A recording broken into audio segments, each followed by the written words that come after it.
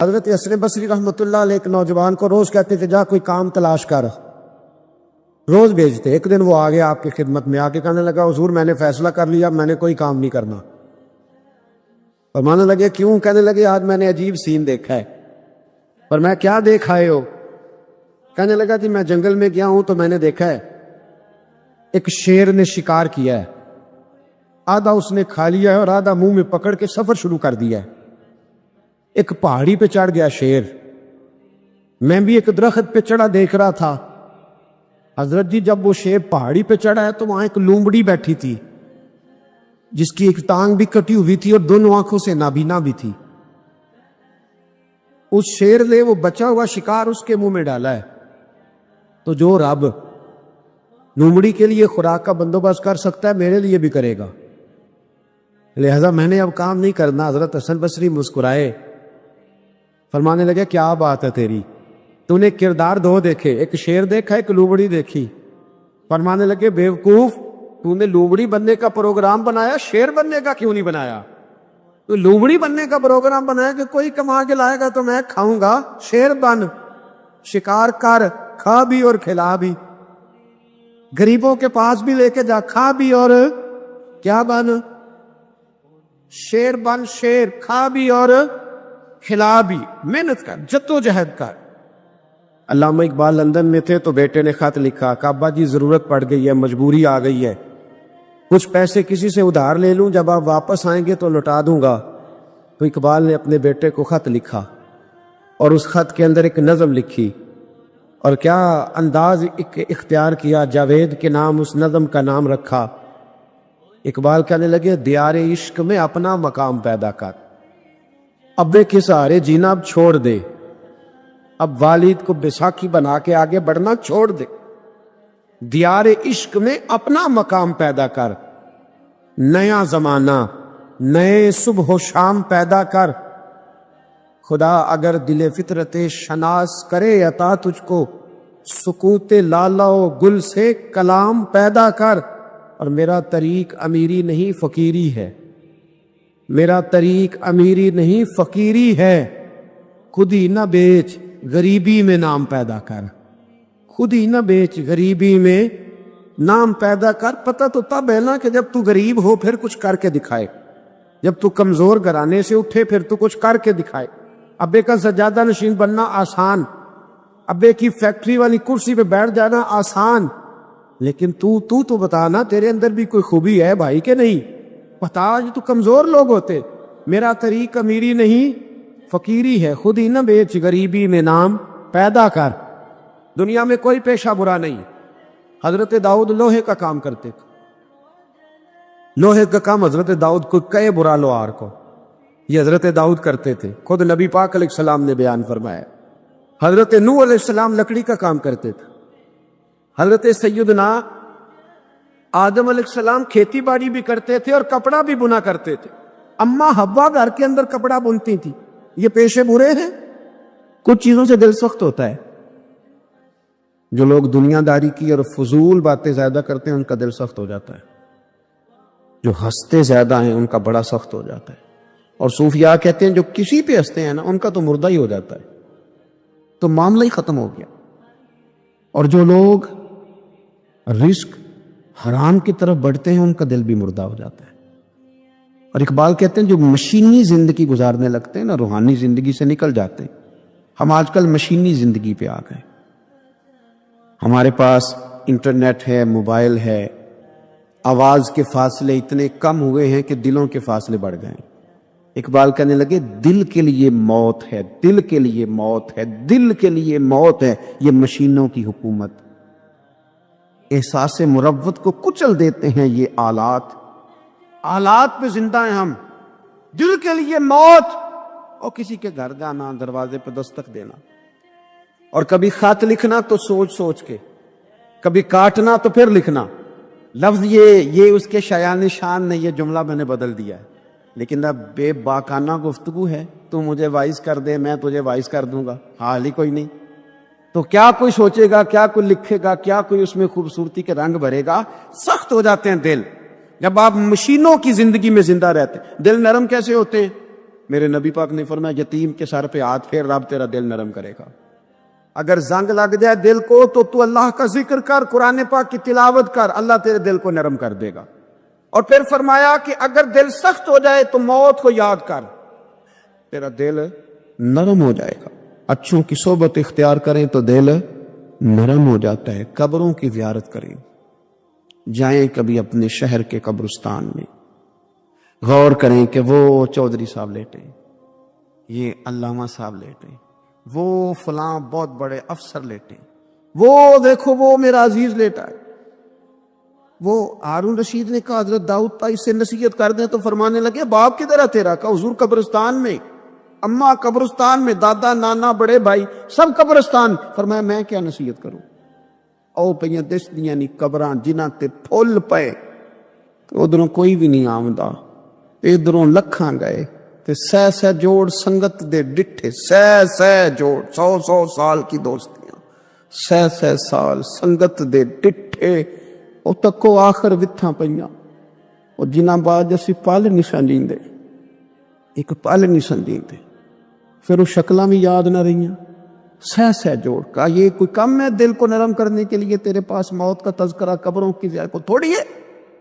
یہ چیزیں دل نرم کرتی ہیں، یاد نرم کرتی ہیں چیزیں دل۔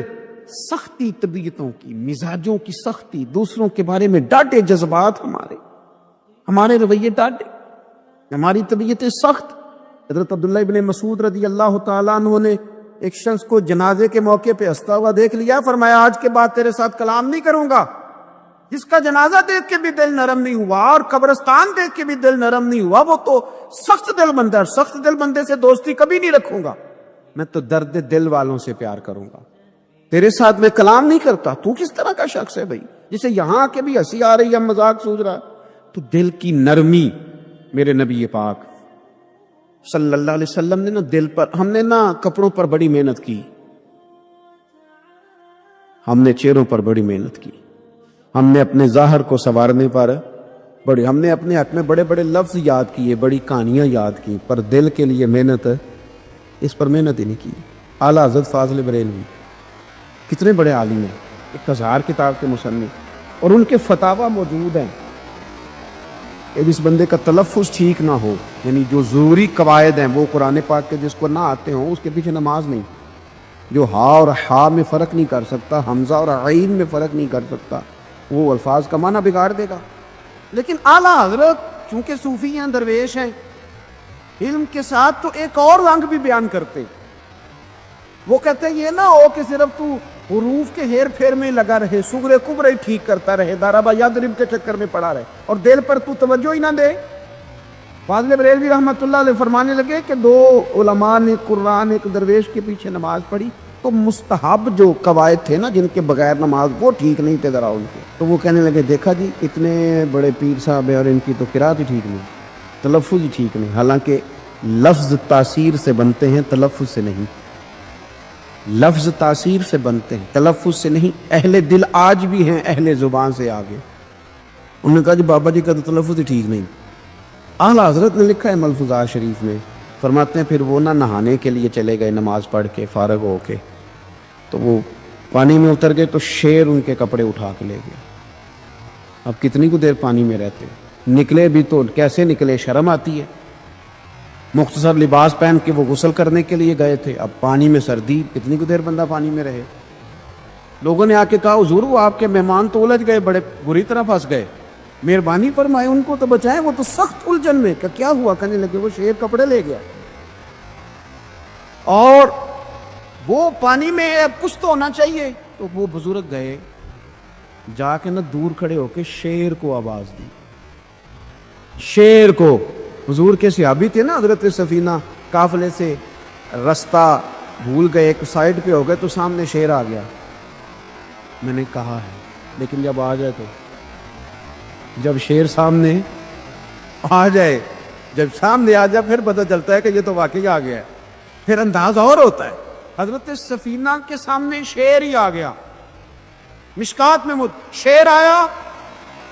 اب کوئی بھاگتا ہے، کوئی چڑھتا ہے درخت پہ، کوئی لکڑی اٹھاتا ہے، کوئی اسلحہ پکڑتا ہے۔ حضرت سفینہ فوراً بولے، کہنے لگے شیر، ذرا خیال کرنا میں رسول اللہ کا غلام ہوں. پھر آکھیا شیر سفینہ تائی جارا یارا جاندے او جڑے غلام رسول اللہ دے اسی غلام ہونا دے. شیر دمیں لاتا رستہ چھوڑ گیا.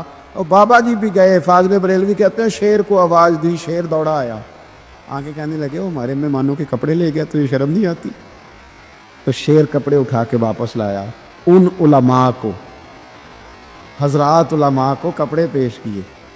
جب ان کو پیش کیے تو پیش کرتے ہی وہ بزرگ پھر فرمانے لگے, کہنے لگے مولانا تم نے لفظ سیدھے کیے ہیں, میں نے دل سیدھا کیا ہوا ہے. تم نے محنت کر کے نا لفظ ٹھیک کیے ہیں, لیکن میں نے دل ٹھیک کیا ہے. دل پاک ہوئے تے پاک ہی ملتا ہے, تے بنا پاکوں پاک نہیں ملتا. سارے جسم دے توول نالوں ایک ٹکڑا تولا ہے دل دا. حضرت سلطان باؤ رحمت اللہ علیہ فرمانے لگے دل کالے نالوں منہ کالا چنگا. دل کالے نالوں منہ کالا چنگا, جے کوئی رمز پچھانے. اگر کسی کو بات کی سمجھ آئے, دل نہیں سیاہ ہونا چاہیے, منہ ہو بھی جائے تو کام چل جاتا ہے. تو اپنے دل کی صفائی پر دیکھے میرے نبی پاک علیہ وسلم نے ارشاد فرمایا کہ رب نہ تمہارے مال دیکھتا ہے نہ چہرے دیکھتا ہے, رب تو تمہارا دل دیکھتا ہے. اور امام غزالی حدیث لائے ہیں, حضرت عمر فاروق رضی اللہ تعالیٰ عنہ فرماتے ہیں کسی نے حضور صلی اللہ علیہ وسلم سے پوچھا کہ رب آسمانوں میں کہ زمینوں میں؟ جلوے تیری ذات کے کو بکو ہیں, جدھر دیکھتا ہوں ادھر تو ہی تو ہے. اللہ زمینوں میں کہ آسمانوں میں؟ تو حضور فرمانے لگے رب تو بندہ مومن کے دل میں رہتا ہے, اللہ تو مومن کے دل میں ہے. مومن کے دل کتنا بڑا ہے وہ دل جس میں رب ہے, رب کی یاد ہے, رب کی محبت ہے. اس لیے حضرت عمر فرمایا کرتے تھے میں نے دل کی آنکھوں سے اپنے مالک کی زیارت کی ہے. اور اقبال نے شاید اسی لیے مشورہ دیا تھا کہ دل بینا بھی کر خدا سے طلب. آنکھ کا نور دل کا نور نہیں, اللہ سے آنکھوں والا دل مانگ, اندھا نہ ہو جائے کئی طرح دل. دل بینا بھی کر خدا سے طلب, آنکھ کا نور دل کا نور نہیں. عزیز بھائی اللہ کے جلوے, لیکن ایک بات ذہن میں رکھنا, کسی گلاس میں تھوڑی سی غلاظت ہو نا, دودھ تو دور رہا, شہد تو دور رہا, اس میں کوئی پانی بھی نہیں پیتا.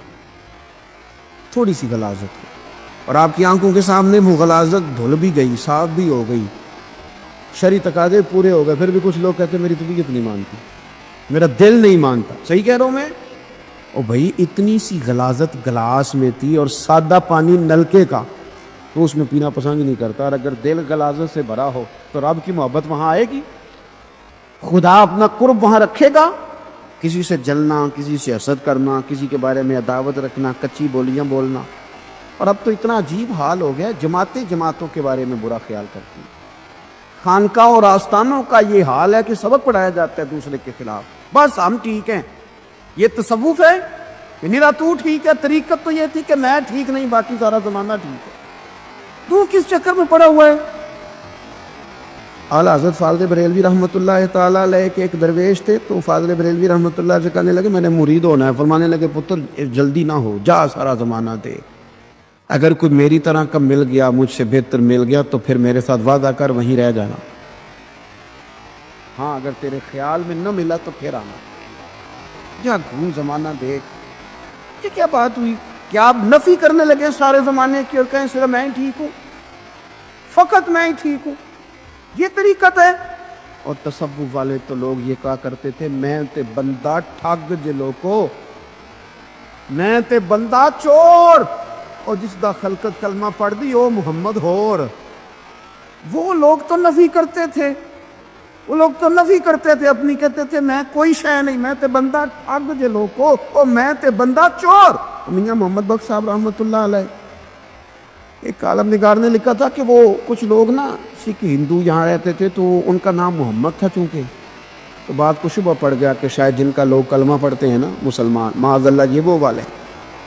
تو میاں صاحب اپنے بارے میں کیا کہے, او میں تے بندہ ٹھگ دلوں کو, میں تے بندہ چور, جس دا خلقت کلمہ پڑھ دی او محمد ہور.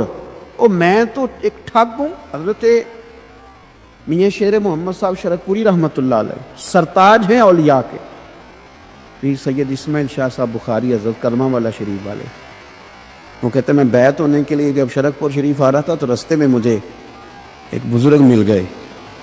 مجھے کہنے لگے کدھر جا رہے ہو؟ کون ہو؟ میں نے کہا میں سید ہوں اور میاں صاحب سے بیعت ہونے جا رہا ہوں. تو مجھے کہنے لگے وہ تو دنیا دار ہے، جیبوں میں ہاتھ ڈالتا ہے لوگوں کی، تو سید ہو کے رائن کے پیچھے کیا لینے جا رہا ہے؟ جیڑا بولے نو سید آکھے دوزخ مل نہ سزائیں، جیڑا بولے نو رائیں آکھے او جنت پینگا پائیں، کیونکہ رانجا رانجا کر دی نی میں ہوں آپ ہی رانجا ہوئی.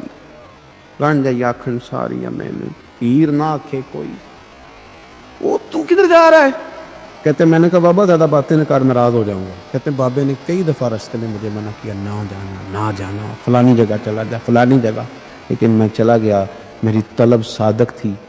جب میں باہر جا کے بیٹھا تو اندر سے بلاوا آیا کہ میاں صاحب نے بولا. اندر گیا تو یہ تو وہی بابا جی ہیں جو مجھے روک رہے تھے.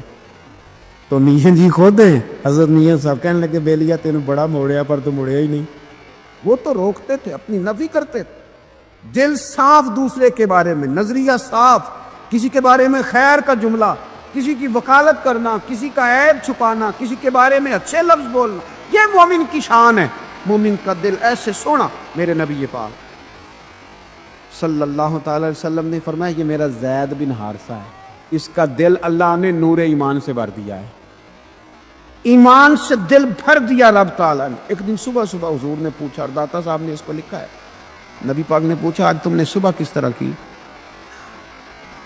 عرض کی یا رسول اللہ اس حال میں کہ میں پکا مومن ہوں. حضور نے فرمایا تو پکا مومن ہے کس طرح؟ کہنے لگے یا رسول اللہ میں اس طرح کا مومن ہوں کہ سونا اور مٹی میرے لیے برابر ہے. پیسے آ جائیں تب بھی کوئی ٹینشن نہیں، نہ آئے. حضرت زید بن حارثہ رضی اللہ تعالیٰ عنہ عرض کرنے لگے حضور سونا اور مٹی برابر ہے، کوئی پرواہ نہیں. تو حضور نے فرمایا تیرے ایمان کی دلیل؟ عرض کرنے لگے یا رسول اللہ میرے ایمان کی شان اور دلیل یہ ہے کہ میں یہاں زمین پہ بیٹھ کے نظر اٹھاؤں تو میری نظر اللہ کے عرش تک جاتی ہے.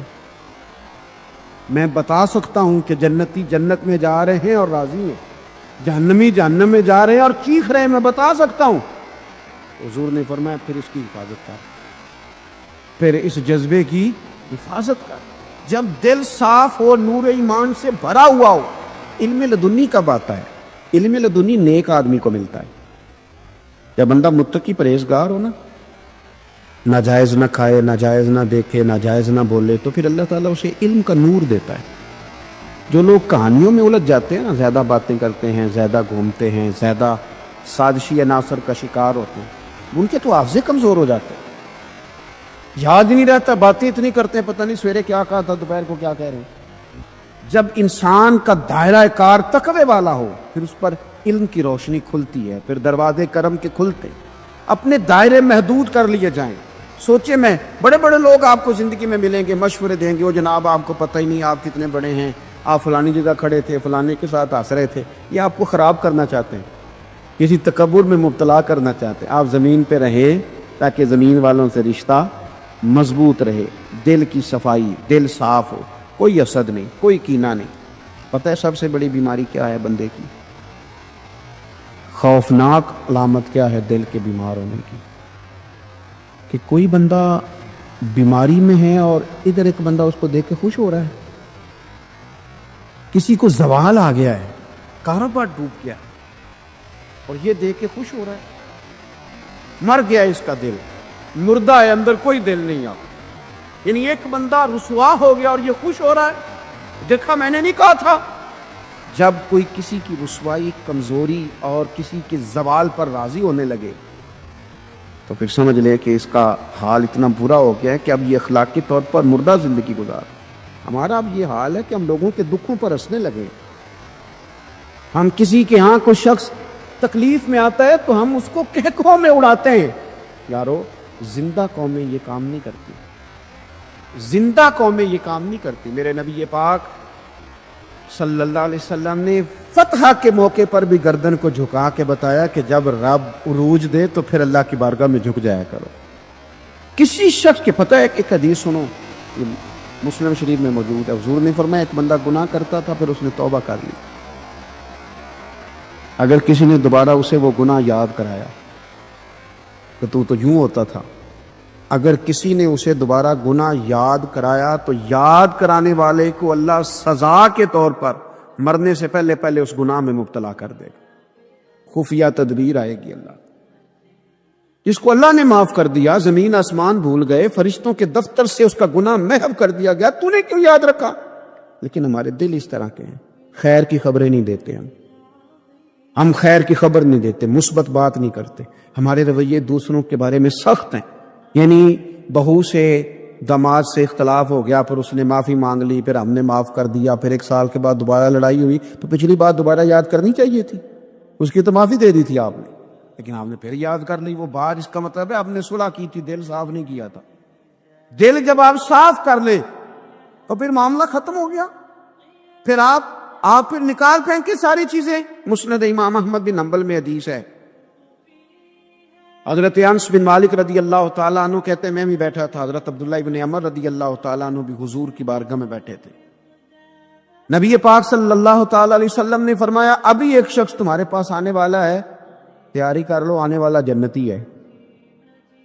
کہتے ہیں ایک شخص اندر داخل ہوا تو سادہ سا بندہ، داڑھی سے پانی کے قطرے گر رہے، جوتے ہاتھ میں پکڑے یا بغل میں دبائے، وہ آ گیا، حضور سے بات چیت کی، چلا گیا. ہم بڑے خوش تھے کہ کمال نہیں ہو گیا جس کو حضور نے دنیا میں جنت کی بشارت عطا کر دی. اگلے دن اس نے اتفاق، ہم اسی جگہ اسی حال میں بیٹھے تھے کہ پھر محبوب نے فرمایا ابھی ایک بندہ آنے لگا، جنتی ہے. کہتے ہیں وہ بندہ آیا تو دیکھ کے حیران ہو گئے، یہ تو وہی کل والا ہی بندہ ہے. اسی طرح داڑھی سے پانی کے قطرے گر رہے ہیں، جوتے اس کی بغل میں آ کے بیٹھ گیا. تیسرے دن اللہ کی قدرت ہم وہیں بیٹھے تھے، پھر حضور نے فرمایا بندہ آنے لگا، زیارت کر لو، تیاری کر لو، بندہ جنتی ہے. وہی بندہ آیا جو پہلے 2 دن آیا تھا. حضرت عبداللہ ابن عمر کہتے ہیں کہ وہ حضور سے کوئی بات چیت کر کے جانے لگا تو میں اس کے پیچھے ہو گیا. میں نے اس کو جا کے سلام کے بعد کہا کہ یار میں تیرا مہمان بننا چاہتا ہوں، 3 راتوں کے لیے رکھ لو گے؟ اب محلہ بھی ایک، شہر بھی ایک. اس نے کہا جی ٹھیک ہے، آ جائیں، جو میرے پاس روکھا سوکھا ہوگا پیش کر دوں گا. فرماتے ہیں 3 راتیں 3 دن میں اس کے پاس رہا. میں جاننا چاہتا تھا کہ کون سی ایسی عبادت کرتا ہے جس کی وجہ سے 3 دن حضور نے جنت کی بشارت اس کے لیے دی، اعلان فرمایا. کہتے ہیں میں نے کوئی غیر معمولی چیز نہیں اس کے اندر دیکھی، کوئی انوکھی عبادت نہیں دیکھی. عشاء پڑھتا، فجر تک سویا رہتا، میں تہجد کے وقت اٹھتا، نفل پڑھتا. 3 راتیں یہ ہوتا رہا. ہاں جب وہ کروٹیں بدلتا تو اللہ اکبر اللہ اکبر کہتا. باقی وہ سویا ہے، فجر میں اٹھا ہے. صدقہ بھی وہ خاص نہیں اس نے دیا، خیرات بھی میں اس سے زیادہ کرتا رہا، مجھے کوئی خاص چیز نظر نہیں آئی. تیسرے دن میں جانے لگا تو میں نے اسے کہا یار سن، مجھے کوئی ضرورت نہیں کہ تیرے گھر میں قیام کرنے کی، میرا گھر قریب ہی ہے.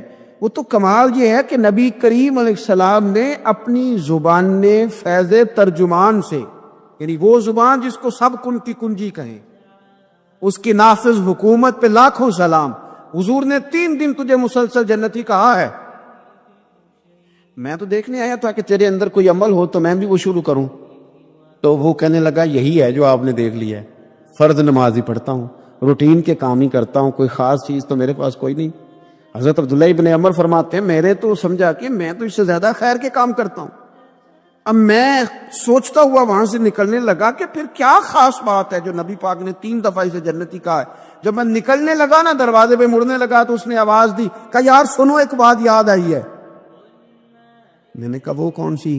کہنے لگا یار جب سے بالغ ہوا ہوں نا، جب سے اللہ نے توفیق اسلام دی ہے، میں نے جب بھی اپنا دل دیکھا ہے نا، جب بھی میرے دل میں کسی کے لیے حسد کوئی نہیں، کوئی عداوت نہیں، کوئی بغض نہیں، کوئی کینہ نہیں، کوئی کیا کر رہا ہے، میرے دل میں سب کے لیے خیر ہی ہے.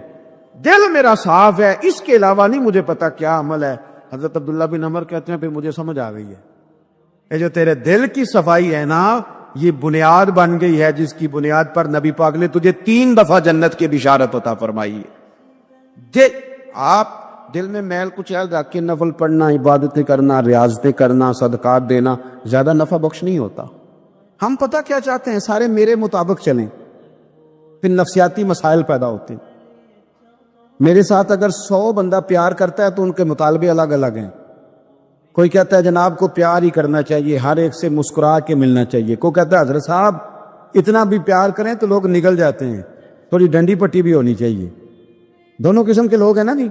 ایک وہ شخص ہے جو کہتا ہے اتنا بڑا مجمع ہے تو 2 سیکیورٹی گارڈ بھی ہونے چاہیے. تیسرا کہتا ہے جی عجیب عجیب لگتا ہے، ایک گارڈ رکھے ہوں کسی بندے نے، کسی بڑے آدمی، تو یہ ہر بندے کا مطالبہ۔ اب آپ نے کیا کرنا ہے؟ آپ نے لوگوں کے مزاج کی رعایت کرنی ہے، جہاں تک آپ پیار کر سکے آپ نے کرنا ہے، جہاں تک محبت کر سکے آپ نے محبت۔ نبی پاک نا بچوں کے مزاج کا خیال کرتے، چھوٹے بچوں، حضور پاک سے گزرتے تو فرماتے السلام علیکم۔ ایک بچے نے نا حضور کے کپڑوں پر پیشاب کر دیا تھا، اس کی ماں پریشان ہو گئی، بخاری ہے، یا رسول اللہ وہ بچہ تھا پتہ نہیں چلا، تو نبی پاک فرمانے لگے کیا ہو گیا، وہ بچہ ہے، اللہ نے پانی پیدا کیا نا، ابھی اس پہ پانی بہائیں گے سب ٹھیک ہو جائے گا، وہ بچہ ہے۔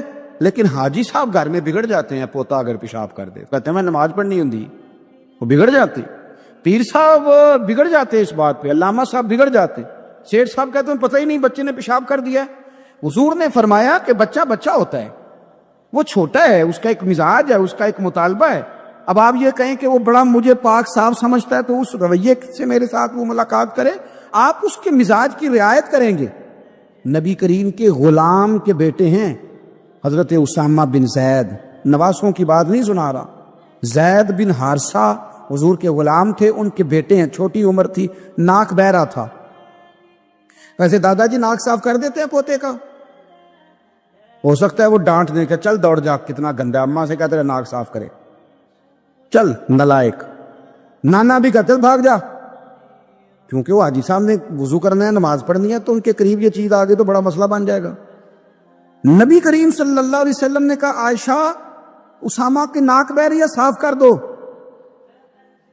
حضرت عائشہ کہتی ہے میں ذرا اٹھی کو کپڑا دیکھنا تو حضور جلدی سے اٹھے۔ ایک روایت تو یہ ہے کہ حضور نے ناک پونچھ دیا، اور دوسری میں کہ نبی پاک قریب پہنچ گئے۔ جناب عائشہ کہتے ہیں میں نے ہاتھ پکڑ لیا، میں نے کہا حضور کپڑا لینے گئی تھی، آ گئی۔ کہتے میں نے اپنے ہاتھوں سے ان کی ناک صاف کر دی، ریڑھ صاف کر دیا۔ اللہ کے رسول گویا میری طرف دیکھ کے مسکرائے، حضور راضی ہوئے۔ بچے تو بچے ہوتے ہیں، بچے تو بچے ہوتے ہیں۔ اب آپ کو بچہ حاجی صاحب مانے، پہلے نمازی صاحب مانے، آپ کو پہلے بچہ جو ہے وہ بڑا سیانہ مانے، سمجھدار مانے، عقل مند مانے، پیر صاحب مانے، چھوٹا بچہ تو وہ نہیں مان سکتا۔ آپ اس کی نفسیات کے مطابق اس کے ساتھ چلیں، آپ رویہ وہ رکھیں کہ وہ بچہ ہے، وہ چھوٹا ہے۔ حضور بچوں کے پاس سے گزرتے تھے تو انہیں سلام کہتے تھے، آپ بھی کہتے ہیں، آج سے کہیں گے۔ حضور گزرتے چھوٹے کہتے السلام علیکم۔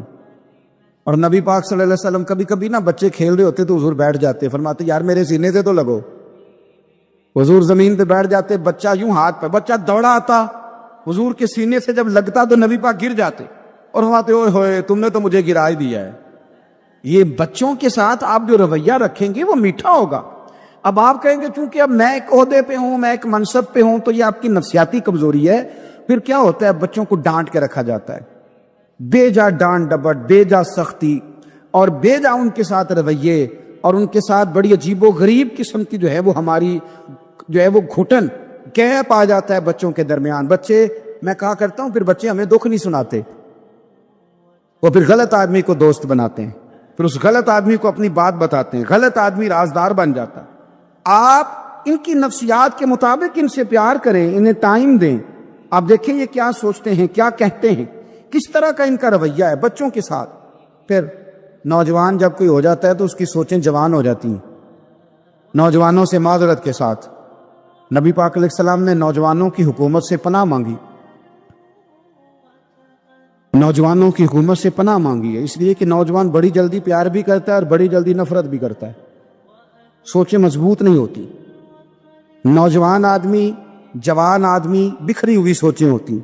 میرے رسول کریم صلی اللہ علیہ وسلم نوجوانوں سے ان کے مزاج کے مطابق ڈیل کرتے تھے، ان کی طبیعت کے مطابق ان کی ذہن سازی کرتے تھے۔ ہم نہ جوانوں کو وقت نہیں دیتے، ہم مطالبہ کرتے ہیں نوجوان سے کہ وہ ہے نوجوان، باتیں بوڑھوں والی کرے۔ اگر جوانی میں بوڑھوں والی باتیں کرے تو پھر تو شیخ سعدی کہتے ہیں سارے بوڑھے چھوڑ کے اس نوجوان کے پاس بیٹھو، اس کے پاس فیض زیادہ ہے۔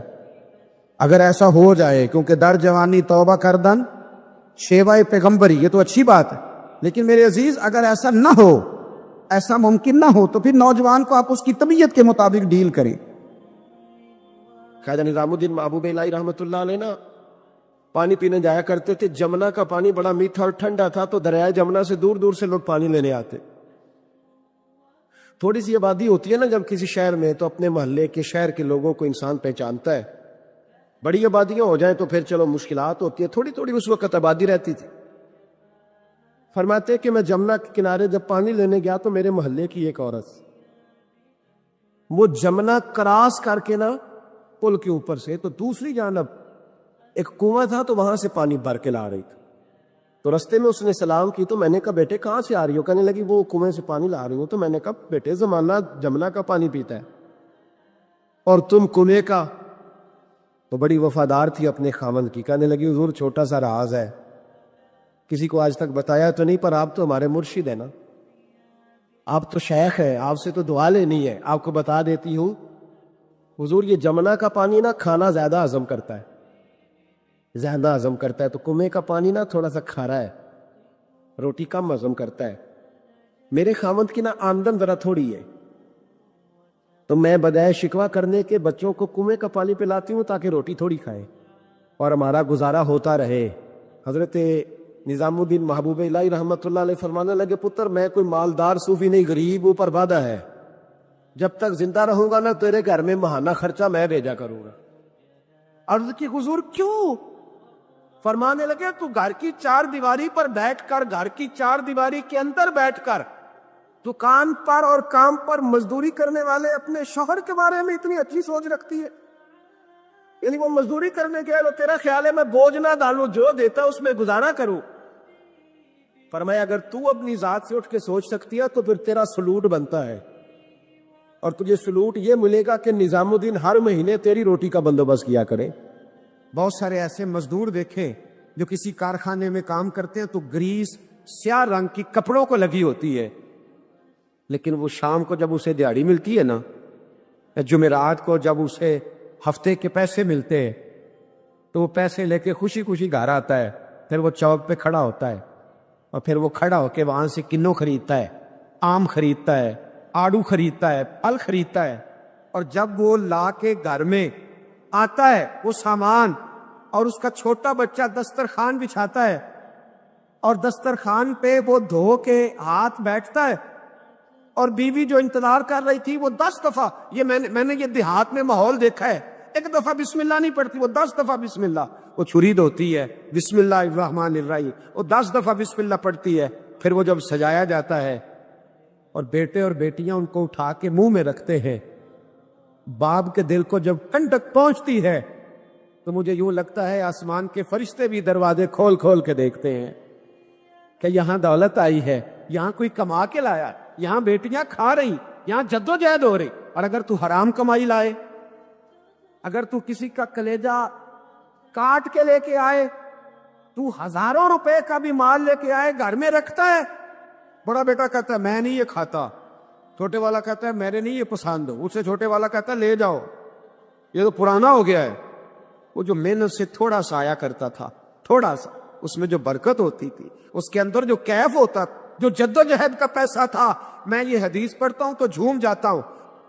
کچھ لوگوں نے اور صحابی کا نام لکھا ہے, کچھ نے لکھا حضرت جابر ابن عبداللہ تھے, آوڑا چلاتے تھے. آوڑا پنجابی میں نہ کہہ دوں, کئی واندے ہوں صاحب.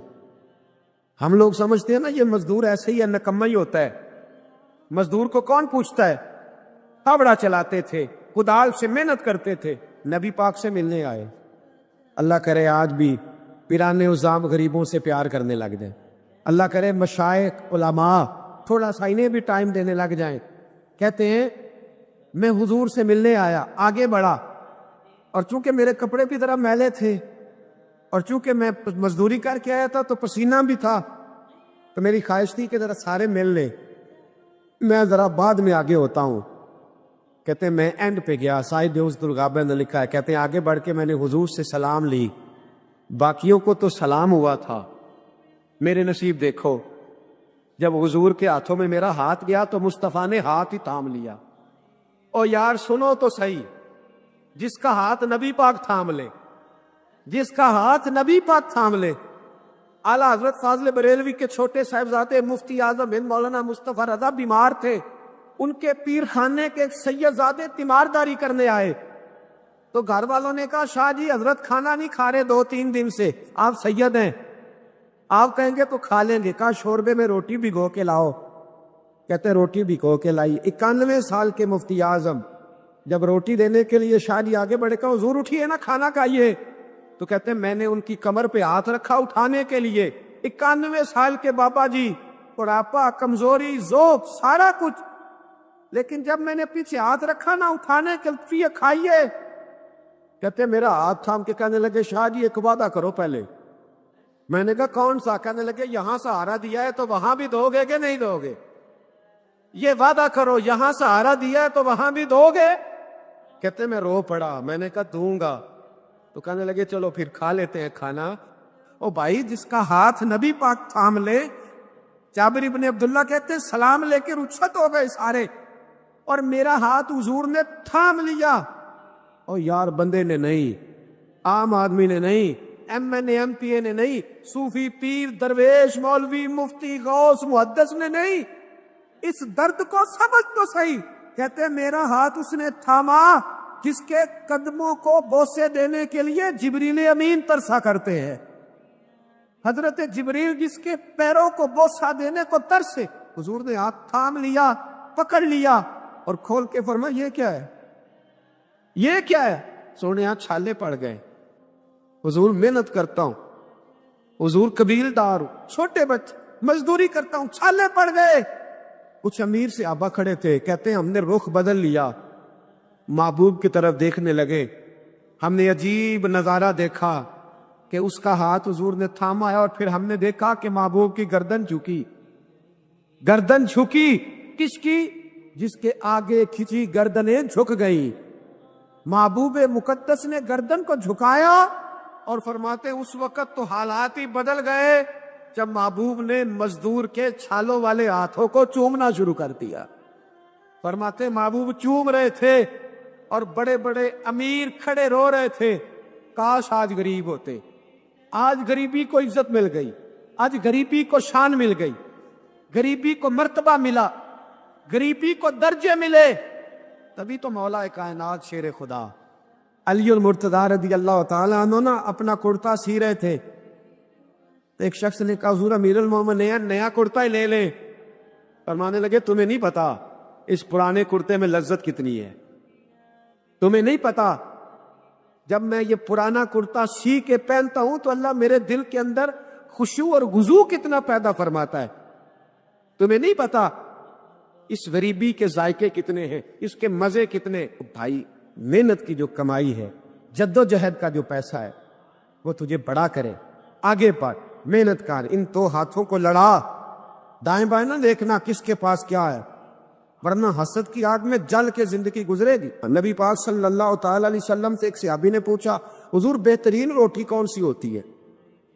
ہم سے کو پوچھے تو شاید ہم کہیں کہ چڑے بٹیرے، یا اگر وہ دوبارہ پوچھے تو کہے وہ جو گوشت اپنے بکرے کا بچا کے نہیں رکھ لیتے بڑی عید پہ، کہنے یار ہون گے تو ٹکے لاواں گے، وہ مزے کا ہوتا ہے۔ یہاں لوگ کہتے ہو گئے آج ہوتے نا فلاں ہوٹل پہ، تو وہاں جتنا تھا بلکہ اس کی پبلسٹی کر رہے ہوتے ہیں، کہتے ہیں وہ ہوٹل وہاں بنا ہے، میں بھی گیا تھا، پھر ہوٹل 10 دفعہ جا کے تو پھر 5ویں دفعہ میں معدے کے ڈاکٹر کے پاس بھی گیا تھا، تو دونوں کا کارڈ میرے پاس ہے، دونوں ہی رکھ لو تمہارے کام آئیں۔ ہم پبلسٹی، نبی پاک صلی اللہ علیہ وسلم سے صحابی نے پوچھا حضور بہترین کھانا کون سا ہے؟ بہترین کھانا، تو صحابہ کہتے ہیں کہ اب اس نے جو سوال پوچھا تو ہمارے ذہنوں میں یہ تھا کہ حضور کہیں گے شوربہ اور روٹی، یا گوشت بھی کھانوں کا سردار ہے اس کے بارے میں کہیں گے، یا نبی پاک صلی اللہ علیہ وسلم شوربے کے اندر روٹی بھگو کے کھاتے تھے اس کی بات ہوگی۔ صحابی نے پوچھا حضور بہترین کھانا کون سا ہے؟ ہمارے ذہنوں میں جواب کے بارے میں تخیلات اور تھے، تصورات اور تھے۔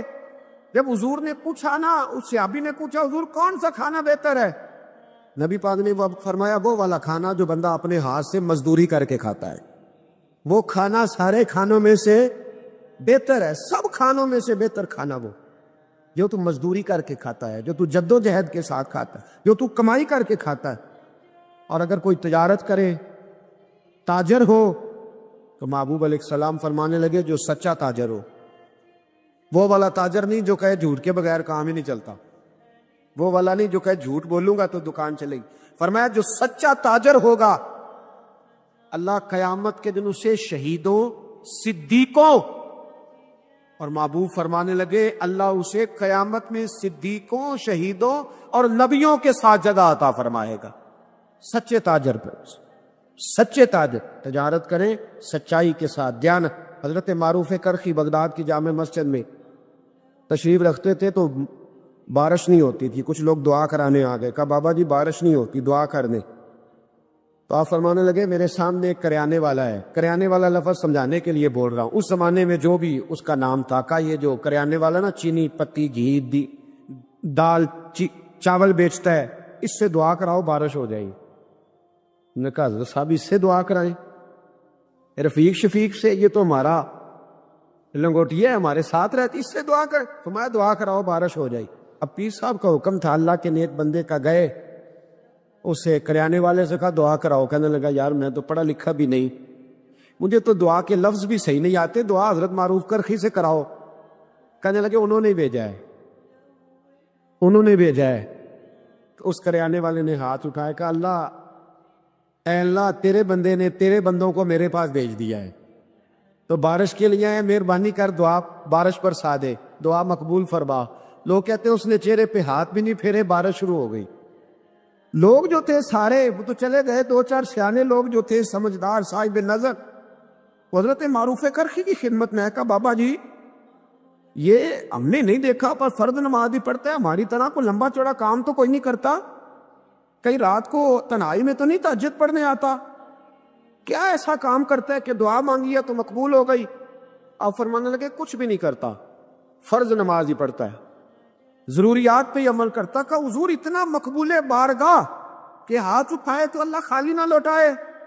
فرمانے لگے کچھ بھی نہیں کرتا، 30 سال ہو گئے مجھے دیکھتے ہوئے، میرے سامنے دکان کرتا ہے، سودا پورا تولتا ہے، کسی غریب کو دھوکہ نہیں دیتا، یہ اپنی جائز منافع لیتا ہے، یہ اپنی خودداری کو بیچتا نہیں۔ تو فرمایا جو 30 سال رب کے ساتھ وفا کرے کیا رب اس کی دعائیں قبول نہیں فرمائے گا؟ فرمایا یہ جب بھی دعا مانگے گا مجھے امید ہے اللہ ضرور قبول فرمائے گا۔